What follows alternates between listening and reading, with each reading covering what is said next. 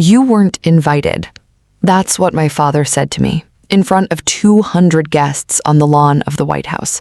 He said it loud enough for the cameras to hear, loud enough for the senators standing nearby to turn their heads, loud enough for my own mother to look away in embarrassment. And for 1 second, just 1 second, I almost believed him. I almost turned around and walked back through those gates, back to my car, back to the life he always told me I deserved. Small, quiet, forgettable. But then the hostess, a woman in a navy blue dress who had been checking names off a list all evening, looked up from her tablet, looked at my father, then looked at me, and went completely pale. If you've ever been told you don't belong somewhere by the people who were supposed to love you the most, stay with me for the next 50 minutes, because what happened next on that lawn changed everything, not just for me, but for my father and for a family that had spent 30 years pretending I didn't exist. My name is Sarah Mitchell. I'm 44 years old, and for most of my life, I was the daughter nobody talked about at family dinners. Not because anything scandalous happened, not because I did anything wrong, but because I made a choice at 18 years old that my father, Richard Mitchell, never forgave me for. I joined the military. To understand why that White House lawn moment mattered so much, you have to go back. Way back, to a house in Northern Virginia, a big colonial-style home with white columns and a perfectly mowed lawn, the kind of house that looks like it belongs on a postcard. That's where I grew up. My father was a successful real estate attorney, the kind of man who knew every judge in the county by first name, who golfed on Saturdays with state senators, and who measured a person's worth by the title on their business card. My mother, Diane, was softer, kinder, but she rarely said no to my father, not because she agreed with him, but because disagreeing with Richard Mitchell wasn't something people did, not even his wife. I had one sibling, my younger brother Tyler. Tyler was everything my father wanted in a son: captain of the lacrosse team, accepted into a prestigious business program, charming at dinner parties, and most importantly, he never embarrassed my father. I, on the other hand, was what my father called difficult. I asked too many questions. I didn't laugh at the right jokes at his country club dinners. And worst of all, when I was 16, I told him I wanted to join the military after high school. I still remember his exact words. He put down his fork, looked at me like I had just announced I wanted to become a circus clown, and said, "Sarah, people like us don't join the military. The military is for people who don't have other options. You have options. Don't throw your life away." I tried to explain. I told him it wasn't about not having options. It was about wanting to serve something bigger than myself, wanting structure, wanting to prove I could do something hard. But my father wasn't listening. He never really listened to me. To him, a daughter in the military wasn't a source of pride. It was an embarrassment, something he'd had to explain away at his club. "What do I tell people, Sarah? That my daughter is going to be cleaning latrines while Tyler is interning on Capitol Hill?" That comment stuck with me for years. Cleaning latrines. That's what my father, a man who had never spent a single day in uniform, thought military service was worth. But I enlisted anyway, 2 weeks after my 18th birthday, against his wishes, with my mother quietly crying in the kitchen and my father refusing to even drive me to the recruiting station. I took a bus, alone. My brother Tyler didn't say goodbye. He was at lacrosse practice. The next few years were the hardest of my life, but also the years that built who I am today. Basic training broke me down and rebuilt me into someone stronger than I ever thought I could be. I excelled, not because I was naturally gifted, but because for the first time in my life, hard work actually meant something. Nobody cared what my last name was. Nobody cared that my father played golf with senators. What mattered was whether you showed up, whether you had your team's back, whether you could be trusted when things got hard. I found something in the military that I had never found at home, a sense of belonging. My commanding officers saw potential in me that my own father never bothered to look for. I was selected for advanced training programs. I learned languages. I learned skills that even now I'm not allowed to talk about in detail. over the years, I moved through different roles, each one more demanding, each one requiring more trust from the people above me. Meanwhile, back home, life went on without me. My father would occasionally mention me to relatives with a tight smile and a quick subject change. "Oh, Sarah? She's in the service. We don't really talk much." As if my career was something to be slightly ashamed of, like a relative who'd joined a cult. Tyler, on the other hand, was the golden child. Business school, then a job at a prestigious firm in D.C., then, and this is important, a position working for a senator's office, which eventually led to event planning and liaison work for high-profile government functions. Tyler had access. Tyler had connections. Tyler had exactly the kind of life my father always dreamed for his children. Every family gathering for the next 2 decades followed the same pattern. Tyler would talk about his latest project, his latest connection, his latest brush with someone important. My father would beam with pride, and if I happened to be home on leave, sitting quietly at the end of the cable, my father would occasionally glance at me and say something like, "And how long until you're done with all that, Sarah? Don't you think it's time to think about a real career?" A real career, after 15 years of service, after deployments I couldn't talk about, after earning the trust of people whose names you'd never hear on the news, but whose decisions shaped things most people never even knew were happening. To my father, none of that was real, because it didn't come with a title he could brag about at the club. I stopped going home for holidays around the time I turned 35. It was easier that way. My mother would call, sometimes crying quietly, asking why I couldn't just make peace with my father. But making peace would have meant pretending, again, that who I was and what I did with my life was something to apologize for. I wasn't willing to do that anymore. 3 years ago, everything changed. I was offered a position that I genuinely cannot go into detail about. Even now, there are limits to what I can share. What I can tell you is that it was an honor, the kind of honor that very few people in this country ever receive, and even fewer ever hear about, because the nature of the work means it stays quiet. My new role brought me into contact with people at the highest levels of government, generals, admirals, members of the president's own staff, people whose decisions shape history, but whose faces you'll rarely see on television. And that brings us back to the White House lawn. The event was a reception, an evening garden event honoring a group of senior military officers and their families, along with select government officials ahead of a major ceremony the following week. I was invited because of my role, not as a +1, not as someone's guest, invited directly, by name, with a formal engraved invitation that arrived at my apartment 3 weeks earlier. I almost didn't open it at first, assuming it was some kind of mistake. It wasn't. What I didn't know, what I had no way of knowing, was that my father had also been invited that same evening, not because of anything he had done, but because Tyler, in his role coordinating logistics for several government liaison events, had arranged for our parents to attend as guests of honor for a separate, smaller portion of the event happening on the same property that evening. 2 completely different invitations, 2 completely different reasons for being there, and neither of us knew the other would be present. I arrived that evening wearing a simple navy blue dress, my hair pulled back, nothing flashy. After years of uniforms, I'd learned to keep things simple. I walked up the path toward the south lawn, showed my invitation to the first checkpoint, passed through security, and made my way toward the reception area where small groups of people were mingling near long tables decorated with white flowers. And then I heard his voice, my father's voice, loud, confident, the same voice that used to fill our dining room with opinions nobody asked for. "Sarah!" I turned, and there he was. Older now, grayer, but unmistakably my father, standing next to my mother, who looked stunned, and a few feet away, Tyler, in his sharp suit, clearly in his element, clipboard in hand, clearly working the event. For a moment, I almost smiled. It had been years.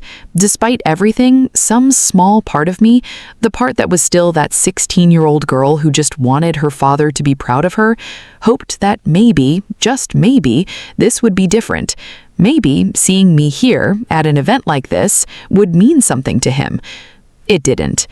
My father's eyes moved over me, taking in my simple dress, my plain shoes, the absence of any of the polish that Tyler always carried so effortlessly.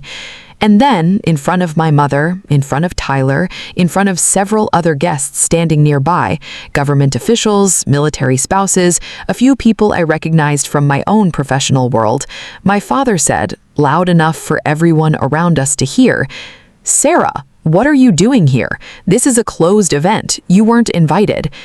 The words hit harder than I expected, not because they were cruel, though they were, but because of the certainty in his voice, the absolute confidence that I, his own daughter, must have somehow snuck into a White House event, that there was no possible version of reality in which I belonged there as much as he did, more than he did. A woman standing nearby, the event coordinator, a sharp-eyed woman in a navy dress with a tablet in her hand, the same woman I mentioned at the start, turned at the sound of my father's raised voice. She'd clearly heard the words, "You weren't invited," and someone responsible for managing the guest list for the evening, that phrase was exactly the kind of thing she needed to address immediately. She walked over, glanced at my father, then at me, and said politely but firmly, "Sir, is there a problem?" My father, never one to back down, especially not in front of an audience, straightened his jacket and said, "Yes, actually, my daughter appears to have followed us here. I apologize for the confusion. She's not on the guest list for tonight's event." The coordinator looked at me. I hadn't said a word yet. I simply reached into my small clutch and handed her my invitation, the formal engraved card with my name printed on it, along with my credential badge, the one that had been issued to me directly for this event. She took both, glanced down at them for exactly 2 seconds, and then looked back up. And that's when her face changed. That's when she went pale. If you're new here, welcome to The Quiet Colonel. This channel is all about stories of people who were underestimated, dismissed, even humiliated by the people closest to them, only to discover that the truth was far bigger than anyone realized. If that sounds like something you needed to hear today, go ahead and hit that subscribe button and tap the like button too. It genuinely helps this channel grow and helps these stories reach more people who need them. Now back to that lawn, because what the coordinator said next changed the entire trajectory of that evening. She looked at my badge again, then back at me, and said slowly, carefully, "Ma'am, I'm so sorry. I didn't realize you'd already arrived. We've actually been asked to escort you to the reserved section near the Rose Garden the moment you got here. The secretary specifically asked to be notified." The secretary specifically asked to be notified. I watched my father's face. I watched the confidence drain out of it in real time, like watching a tide pull back from the shore. He opened his mouth, then closed it. My mother's hand went to her chest, and Tyler, who had spent 20 years being the golden child, the one with connections, the one who always knew people, just stood there, his clipboard hanging loosely at his side, staring at me like he was seeing me for the first time. "I'm sorry," he said, his voice noticeably smaller now. "I think there's been some kind of misunderstanding. You said the secretary?" The coordinator, clearly trying to remain professional despite the obvious tension she'd just walked into, nodded.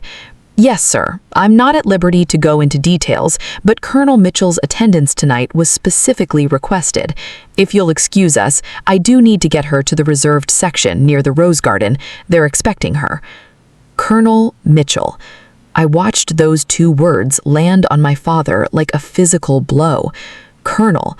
My father, a man who had spent 30 years assuming that the military was something people like us didn't do, was now standing on the White House lawn, hearing a White House event coordinator address his daughter by a rank he had spent decades pretending didn't exist.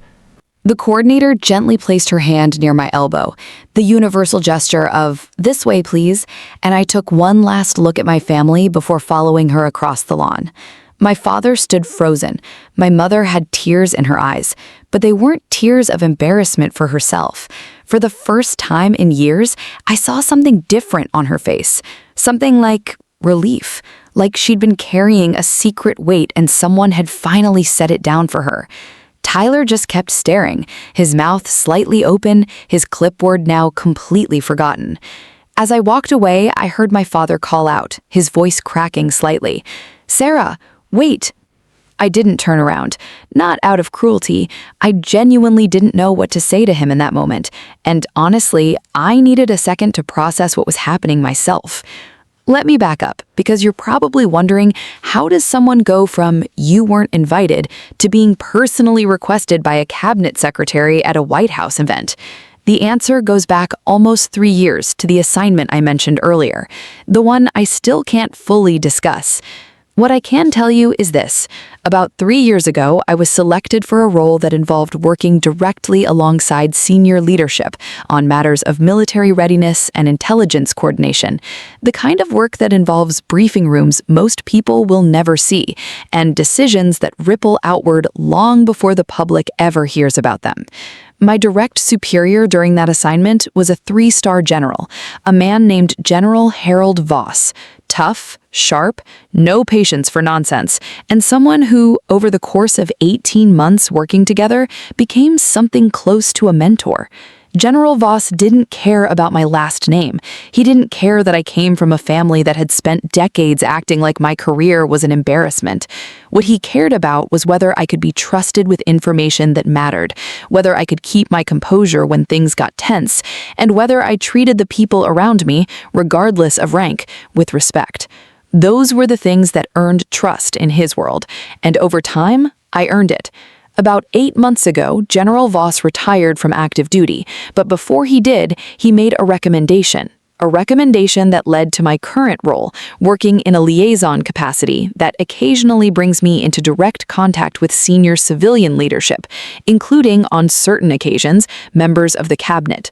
The reception that evening was specifically organized to honor a group of senior officers, including General Voss, who was being recognized for his decades of service before formally stepping into a consulting role. Because of my past work with him, and because of my current position, I had been specifically asked to attend, not as a courtesy invite, but because General Voss himself had requested that I be there. He wanted, in his words, his best people in the room when he received his recognition. I had no idea walking onto that lawn that my father and brother would be there too, and clearly, they had no idea what my life had actually become over the past 3 years. The coordinator gently led me through the crowd, past clusters of officers in dress uniforms, past tables with name cards, toward a smaller, more private section near the Rose Garden, cordoned off with simple stanchions and a couple of quiet, watchful Secret Service agents. As we approached, I saw him, General Voss, now in a sharp civilian suit instead of his uniform, standing with a small group of people, laughing at something someone had said. He spotted me before I even reached the group, and his entire face lit up. "There she is," he said, loud enough that several heads turned. "Colonel Mitchell, I was about to send someone looking for you." He walked over, shook my hand warmly, the kind of handshake that says, "I respect you," not just "nice to meet you," and turned to the people standing with him. This is the woman I was telling you about, 18 months working under the kind of pressure that would break most people, and she never once dropped the ball. Best analyst I had. One of the people in the group, a woman I recognized immediately from television, the Secretary of Defense's senior advisor, extended her hand and said, "Colonel Mitchell, it's wonderful to finally meet you in person. General Voss has mentioned you more than once." I won't pretend I wasn't a little overwhelmed in that moment. After years of feeling like an afterthought in my own family, here I was, standing in a small circle of some of the most influential people in the country, being introduced not as Richard Mitchell's daughter, a phrase that had defined so much of my early life, but as Colonel Mitchell, on my own merits, because of my own work. But part of my mind was still back on that other section of the lawn, with my father's face frozen in disbelief, my mother's eyes wet with something that looked like years of unspoken regret, and Tyler standing there, clipboard forgotten, staring at me like he was seeing a stranger. About 20 minutes later, while I was speaking with General Voss near one of the tables, I saw Tyler approaching, alone. No clipboard this time. Just him, looking noticeably less polished than he had 20 minutes earlier, his confident posture replaced with something more hesitant. "Sarah," he said quietly, once he was close enough that only I could hear him. "Can we talk just for a minute?" I excused myself from the conversation with General Voss, who gave me an understanding nod, and stepped a few feet away with Tyler. For a long moment, neither of us said anything. Then Tyler exhaled, shook his head slightly, and said, "Colonel, you're a colonel?" "Yes," I said simply. "Dad has spent... God, Sarah, he's spent literally decades telling people you're... I don't even know what he tells people anymore. That you work in logistics or something vague like that. He's never once said the word military without sounding like he was apologizing for it." "I know," I said. There wasn't much else to say. I'd lived it. Tyler rubbed the back of his neck, a gesture I remembered when we were kids, something he did when he was nervous or embarrassed. "When that coordinator said Colonel Mitchell and walked you over to the secretary section, Sarah, do you have any idea what that looked like? From where we were standing? Dad basically just told a White House event staffer that his own daughter, a colonel, personally requested by a 3-star general, wasn't on the list and shouldn't be there." "I'm aware," I said, and I couldn't fully keep the edge out of my voice. Tyler looked down at the ground for a moment, then back up at me. "Mom's crying. Not like embarrassed crying, like, I think she's been waiting for something like this to happen for a long time. I've never seen her look at Dad the way she's looking at him right now." I didn't respond right away. Across the lawn, I could see them, my parents, standing slightly apart from the rest of the crowd now, my father still in the same spot, looking somehow smaller, despite not having moved an inch. My mother stood a few feet away from him, her arms crossed, not in anger exactly, but in the posture of someone who had stepped back to get a clearer view of something she'd been too close to for too long. "Sarah," Tyler said, his voice quieter now, "I owe you an apology. Not just for tonight, for a lot of things. I never stood up for you. Not when we were kids, not at any of the holidays you stopped coming to. I just went along with how Dad talked about you because it was easier, because I was the one he was proud of and I didn't want to lose that." I looked at my brother, really looked at him, and for the first time in years, I didn't see the golden child who'd had everything handed to him. I saw someone who had spent his whole life performing for the same man's approval that I had spent my whole life running from. Different paths to the same prison. "Tyler," I said finally, "I appreciate you saying that. I do, but I think tonight isn't really about you and me." He nodded slowly, understanding. "Dad wants to talk to you. He asked me to ask if you'd be willing to come over. He said he'd come to you, but he didn't think it was appropriate given..." Tyler gestured vaguely toward the section I was standing in, the small cluster of senior officials and the very visible presence of Secret Service. I thought about it for a moment. Part of me wanted to say no. Part of me wanted to enjoy this evening, this recognition, this moment that had nothing to do with my father's approval, for once in my life. But another part of me, the part that had spent years wondering if this conversation would ever happen, knew that if I walked away now, I might regret it. "Give me a few minutes," I said. "I need to finish up here first." Tyler nodded and walked back towards our parents. I turned back to General Voss, who had clearly noticed the tension, but true to his character, didn't pry. "Everything all right, Colonel?" "Family stuff. I think I need to go handle something." He studied my face for a moment and nodded. "Take whatever time you need. And Sarah," he used my first name now, something he rarely did, "whatever it is, you've earned the right to handle it on your own terms, not theirs." Those words stayed with me as I walked back across the lawn, towards my family, towards a conversation that frankly was 30 years overdue. As I approached, my father straightened up, smoothing down his jacket, in that familiar gesture he always made before saying something important or before trying to control a situation.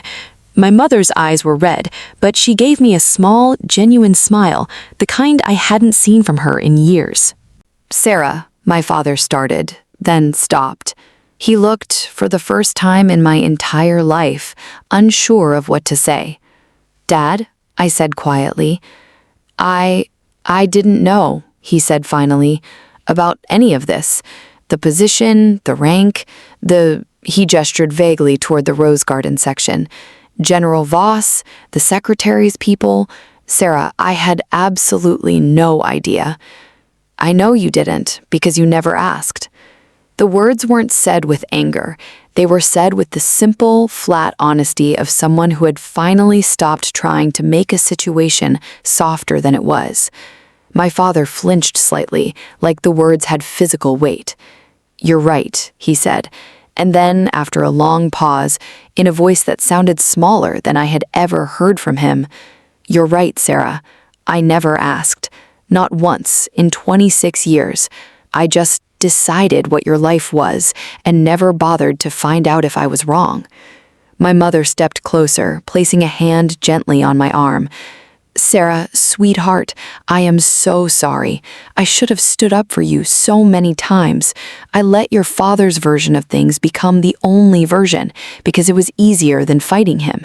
And I am so, so sorry for all the years we missed." I felt something tighten in my chest, not anger this time, but something more complicated. Years of hurt don't disappear in a single conversation, but for the first time, I felt like I was being seen, not as the daughter who made the wrong choice, not as the family embarrassment, but as myself. I'm not going to pretend the last 26 years didn't happen, and I'm not going to pretend what happened 20 minutes ago didn't hurt. It did. A lot. In front of everyone, Dad, you told a stranger I wasn't invited to an event I'd been personally asked to by a 3-star general. Do you understand how that felt? My father nodded, and for the first time in my life, I watched my father's eyes fill with tears.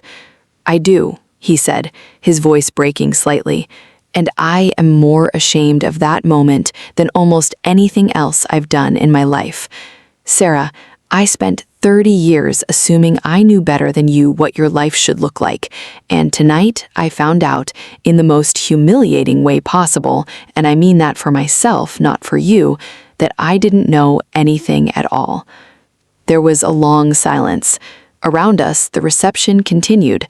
Laughter, conversation, the soft clink of glasses, but in our small circle, everything felt very still.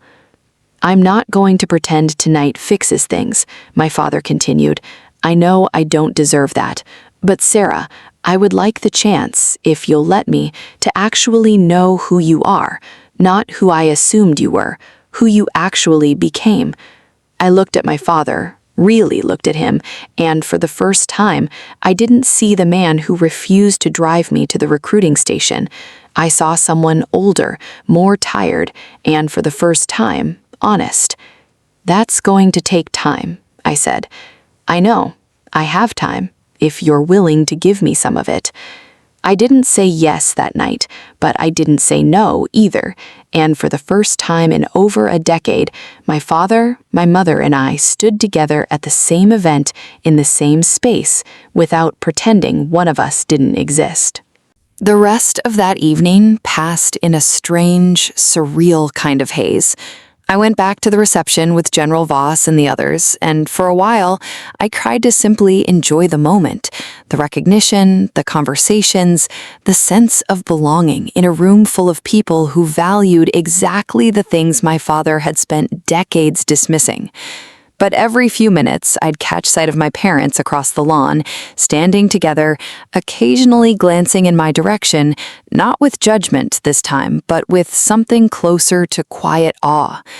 At one point, General Voss leaned over and said, "Your father, is that him over there, the man in the gray suit?"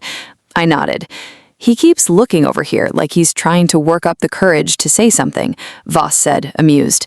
"You know, Colonel, in my experience, the men who are hardest on their kids are usually the ones who are most afraid their kids will surpass them. And then one day it happens anyway, and they don't know what to do with themselves." I didn't say anything, but the words stuck with me. Toward the end of the evening, as the event was winding down and guests were beginning to file towards the exits, my father approached again, this time alone. My mother and Tyler were a short distance away, giving us space. I know I already said this, but I keep thinking about it, and I need to say it more clearly. Sarah, for 30 years, I told myself a story about who you were and what your life meant. And I told that story to everyone, to my friends, to people at the club, even to your mother, more times than I'd like to admit. And every single version of that story was wrong. He paused, glancing down for a moment before continuing. Tonight, a woman from the White House staff looked at a piece of paper with your name on it, and within 2 seconds, her entire demeanor changed. Do you understand what that means? That means that somewhere, in some record, in some system, your name carries weight, real weight. The kind of weight I spent my entire career trying to build for myself, and you built it without me even knowing it existed. Dad, I started, but he held up a hand gently. Please, let me finish. He took a breath. I think the hardest part of tonight wasn't being embarrassed in front of people. It was realizing that I missed it. All of it. Every promotion, every achievement, every moment where you proved yourself, I wasn't there for any of it because I'd already decided before you even left for basic training that none of it would matter. And I was wrong about that in a way that I don't think I can ever fully make up for. I felt my throat tighten. In all my years of imagining conversations with my father, and I had imagined many, usually late at night, usually involving things I wished I'd said, I had never once imagined him saying something like this. Not because I didn't think he was capable of reflection, but because I had simply stopped expecting it. "Can I ask you something?" I said. "Anything." "Why? Why was it always so important to you? The titles, the connections, all of it. Why couldn't you just be proud of me for being good at something, even if it wasn't the something you wanted?" My father was quiet for a long moment. When he spoke again, his voice was different, more honest than I think I'd ever heard it. Because my father did the same thing to me. Different circumstances, different details, but the same thing. I grew up being told that the only things that mattered were status, money, connections, that anything else was a waste of potential. And I swore I'd never make my own children feel that way. He let out a short, humorless laugh. And then I did exactly that. I became him. I just didn't see it because I told myself I was doing it out of love, out of wanting better for you than what I thought you were choosing. "You wanted better for me," I repeated slowly, by telling me my choice was a waste. I know how that sounds, and I know it doesn't undo 30 years. But Sarah, I would like to spend whatever time I have left actually getting to know the person you became, instead of the person I assumed you'd be, if you'll let me. I didn't answer right away. Instead, I asked him something I'd wondered for years. Do you know what I actually do? Not the rank, not the title. Do you know anything about what my work actually involves? He shook his head. No, I never asked. I'm asking now. So I told him, not everything. There are things I genuinely can't share, even with family, but I told him about the early years, the training, the deployments I could discuss, the slow process of earning trust in environments where trust isn't given easily. I told him about General Voss, about what it meant to be recommended by someone like that. I told him about the moments of doubt, the times I almost gave up, the long stretches of being away from everything familiar. And for the first time in my entire adult life, my father listened, really listened. He didn't interrupt. He didn't redirect the conversation back to himself or to Tyler or to some comparison with what people like us were supposed to do. He just listened, occasionally asking a question, occasionally shaking his head slightly, as if recalibrating 30 years of assumptions in real time. At one point, my mother joined us, and I watched her listen too, and I realized that some of what I was telling my father, she was hearing for the first time as well. There had been so many years of silence, so many holidays where I simply didn't show up, so many phone calls that ended in tension that neither of my parents had ever really had the chance to know who I'd become. As the evening wound down and guests began saying their goodbyes, my father said something that honestly surprised me more than anything else that night. "Sarah, I know this is probably too much to ask, given everything, but would you consider coming to dinner? Not a big family event, nothing formal, just dinner, the four of us. I'd like the chance to actually talk, away from all of this." He gestured at the lawn, the lights, the lingering crowd, without an audience, without any of the old patterns, just us. I looked at my mother, whose eyes were hopeful in a way I hadn't seen in years. I looked at Tyler, who gave me a small, encouraging nod. And I looked at my father, a man who, just a few hours ago, had told a stranger I didn't belong somewhere, and who was now standing in front of me, genuinely asking for a chance to know me. "Okay," I said. "Dinner, just the four of us." My father's relief was visible, his shoulders relaxed in a way I don't think I'd ever seen before. "Thank you," he said quietly. "I mean that. Thank you." 2 weeks later, that dinner happened.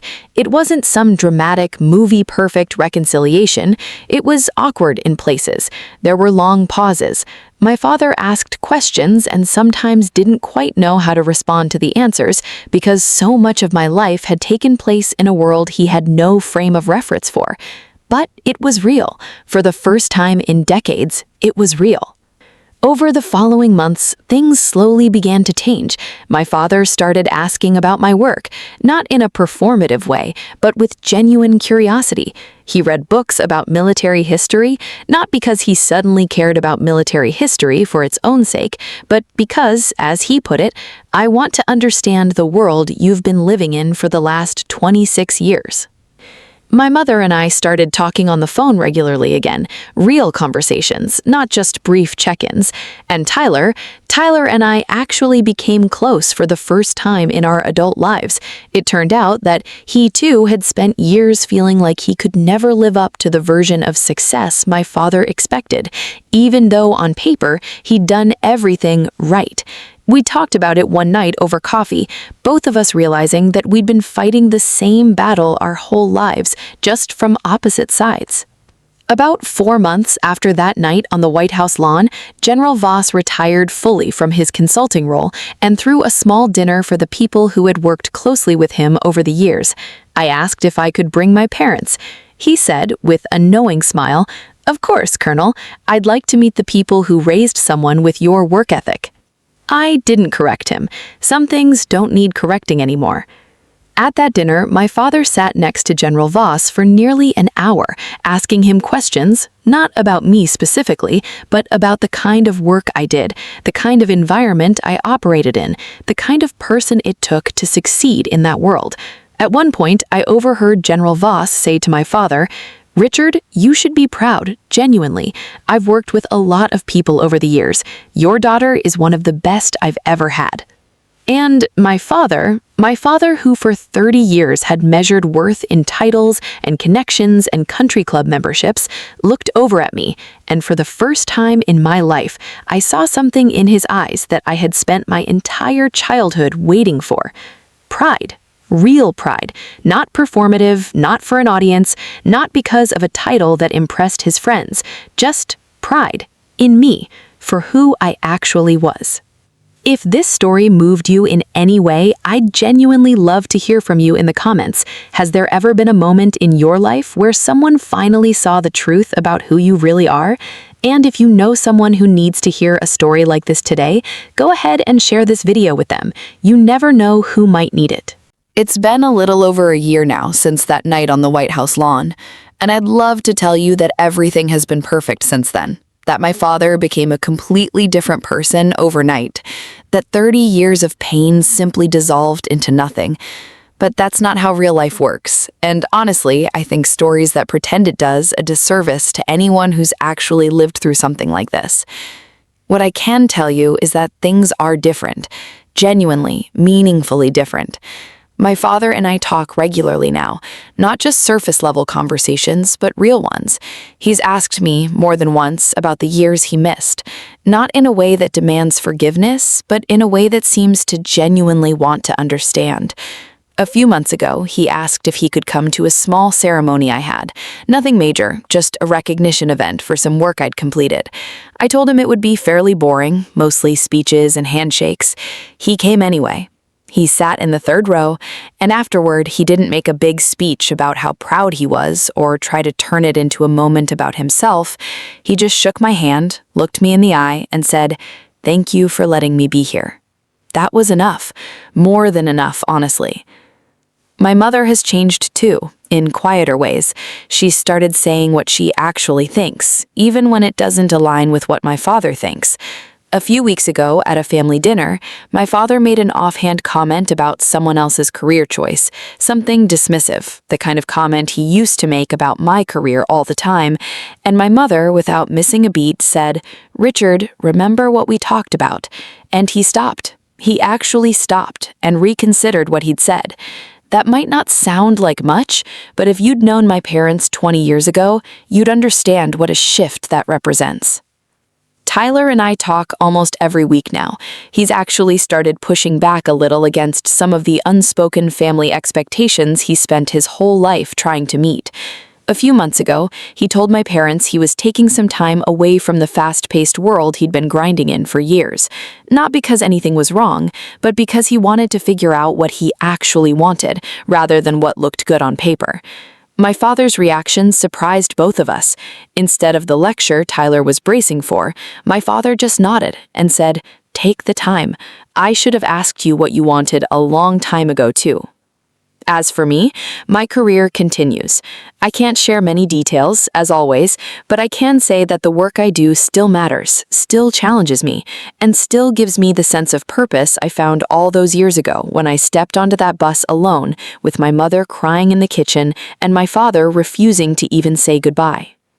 Sometimes I think about that 18-year-old girl, sitting alone on a bus, wondering if she'd made a terrible mistake. I wish I could tell her what I know now, that the path she was choosing, the one everyone told her was a waste, the one that made her father ashamed to mention her at parties, that path would eventually lead her to a White House lawn, to a moment where the truth of who she'd become would be undeniable, even to the person who'd spent 30 years refusing to see it. But more than that, I wish I could tell her that the goal was never really to prove anyone wrong. That's not why any of us do this work. We don't serve, we don't sacrifice, we don't spend years away from home in difficult conditions just so that one day we can have a moment where someone who doubted us finally feels embarrassed. That's not the point, and if that's all this story was about, it wouldn't be worth telling.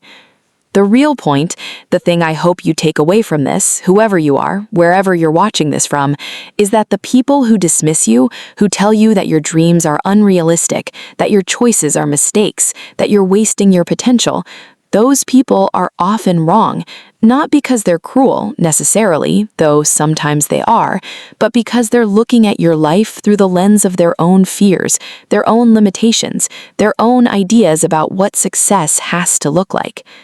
My father spent 30 years believing that military service was something to be ashamed of, because in his world, a world built on status, connections, and the approval of people at country clubs, service didn't fit the picture. He wasn't wrong because he was a bad person. He was wrong because his picture of the world was too small to contain the truth of who I actually was.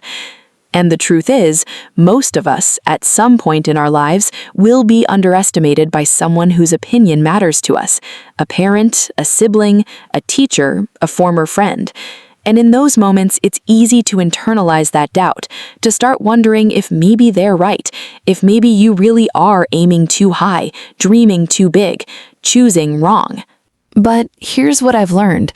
The value of who you are and what you do isn't determined by whether the people around you can see it yet. Sometimes it takes years. Sometimes it takes a White House lawn and a coordinator going pale at the sight of your name. And sometimes the people who doubted you never come around at all. And even then, What you built, what you became is still real, still yours, still worth everything it cost. My father did come around eventually. I know not everyone gets that. I know some of you watching this have parents or siblings or people you love who may never have a moment like the one I had, who may go to their graves still believing the version of you they decided on years ago, rather than the person you actually became. And if that's your story, I'm sorry, genuinely. That's a real loss, and I don't want to pretend it isn't. But I also want you to know your worth was never tied to their ability to see it. Whatever you're building, whatever path you're on, even if the people closest to you can't recognize it yet, or ever, it still matters. It's still real. You're still allowed to be proud of it, with or without their permission. A few months ago, my father and I were having dinner, just the two of us, and he asked me something that stuck with me. He said, "Sarah, do you ever resent me for all those years?" I thought about it for a long moment before answering. "I used to," I said honestly. "For a long time I did. But I think if I'd had a father who supported me from the start, who drove me to that recruiting station, who told everyone how proud he was, I think I might have done things differently. I might have taken an easier path because it would have been encouraged. Some of what I became because I had to prove something, not to you exactly, but to myself. I needed to know I could do it, regardless of what anyone else thought." My father was quiet for a moment, then said, "That's a generous way to look at it, more generous than I deserve." "Maybe," I said, "but it's also true. I'm not saying what you did was right. It wasn't.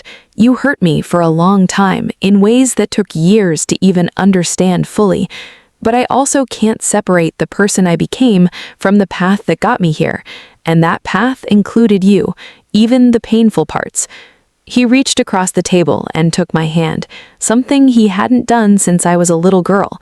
"I'm proud of you, Sarah, not because of the rank or the title or the people you work with.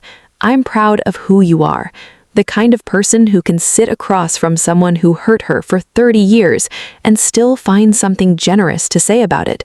I don't think I could do that if our positions were reversed." "You don't have to," I said. "You just have to keep showing up. That's enough." And he has. Every week since then, in small ways, phone calls, dinners, showing genuine interest in a life he spent decades dismissing. It's not a perfect relationship. I don't think it ever will be entirely. There are 30 years of history that don't simply disappear. But it's real, and it's honest, and for the first time in my life, my father knows who I actually am. Not the version he assumed, not the version he embarrassed at parties, but the real one. And that, more than any title, more than any rank, more than any moment on any lawn, anywhere, that's the thing I'm most grateful for. If this story meant something to you, I'd really love to hear your thoughts in the comments below. What part of this story stuck with you the most? And if you think someone in your life needs to hear a story like this today, please consider sharing this video with them. It costs nothing, but it might mean everything to someone who needs it. Thank you so much for watching all the way to the end. If you haven't already, hit that subscribe button so you don't miss the next story, and I'll see you in the next one.